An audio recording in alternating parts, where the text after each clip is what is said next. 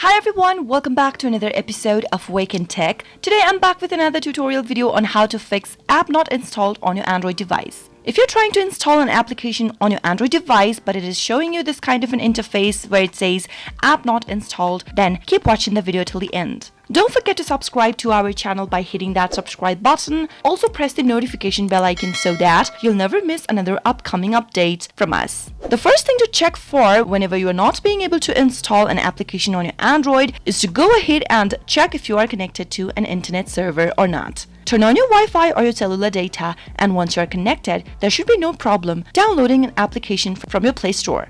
If you have a strong internet connection but still you are not being able to do so, then the next thing to do is to go to your settings on your Android app and tap it on. From the settings menu, tap on Apps. From the list of the application displayed on the next page, look for Google Play Store and tap it on. Tap on Storage from the app info page and tap on Clear Cache at the lower right hand corner. Sometimes because of the piling up cache data on your Play Store, you won't be able to install some of your application in it. So once you clear out your cache data, tap on Clear Data as well at the lower left hand corner, and in the pop-up, tap OK. Once you tap on OK, what will happen is that all of the data, including file settings, accounts, and databases on your Play Store will be wiped out. So always make sure to know all of your credentials since you'll be wiping out all of the information from the Play Store. Tap on OK and open your Play Store one more time. Log into your Google account by entering your Google account's credentials, and once you're logged in, simply search for the application that you would like to install in the search box and make your search. Tap on the install button right next to the app and see if that fixed your issue.